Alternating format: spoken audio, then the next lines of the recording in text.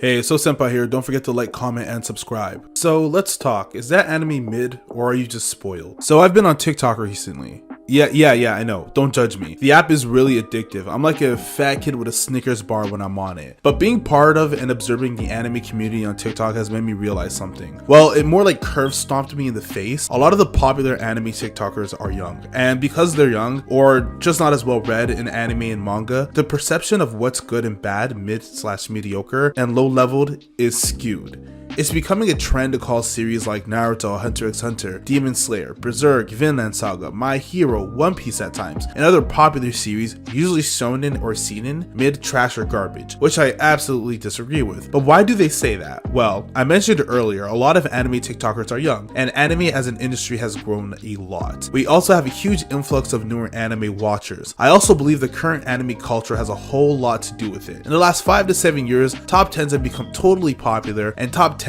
tend to be the best of the best. We have top 10 shonen lists, sports lists, romance, seinen, heck, even a top 10 hentai list. These top 10 lists can be found on TikTok, YouTube, Facebook, and any other social media app, and a list for every single type of genre for any type of fan. I even saw a top 10 list called 10 animes where the main character gets bullied and looked down on and then becomes OP and gets his revenge. Like, really?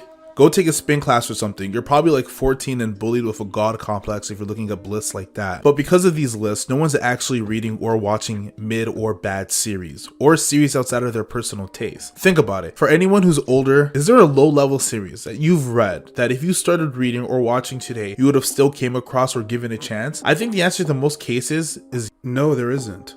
Growing up in the early 2000s, there wasn't any TikTok, there weren't really any anime top 10s, YouTube isn't what YouTube was today. You just had to keep reading and reading manga and watch anime until you found a good one. You would get through 10 bad anime, find one amazing one. Now people can just tell you what the best is and you'll probably see a consistent pattern among specific types of lists. So there isn't really a need for new or young fans to watch bad series. So a lot of the time people will compare and contrast, critique well-written or high-level series and nitpick problems in these series and call these losing parties trash. The worst part is that most problems are usually personal preference or problems of execution, which leave these creators' takes on these series riddled with bias. So I'm going to offer some advice for younger or newer fans, or this can be a refresher for older, jaded fans. So first off, stop using the word basic if you're not using it properly. A lot of the times the word you want to use is generic. A lot of people use basic as a filler word, but what they really want to use is generic. Basic tends to muddy up your opinion or argument. Second, find out the date of the manga or anime you're checking out. A lot of the time stories that are trendsetters or have influenced anime culture and tropes are older and at the time of its creation, not generic.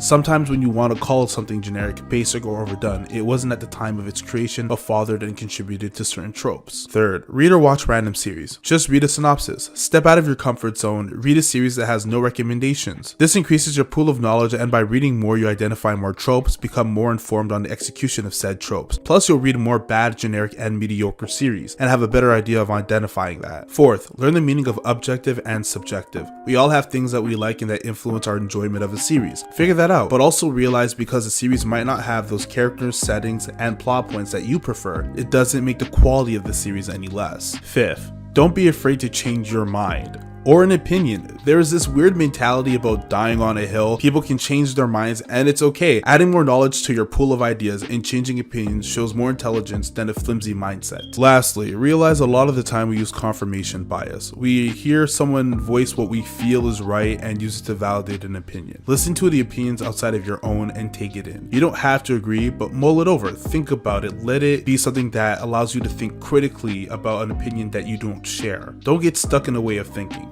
That's one of the worst things you can do in life and as a consumer of media and pop culture. But that's all for today. This video will lead into another video I'm working on, which is how I rank anime and manga in top 10s. But thank you for watching. Don't forget to like, comment, and subscribe. I just have one more thing to say. I'm So Senpai and Matane. Thank you for watching and have a wonderful day, everybody.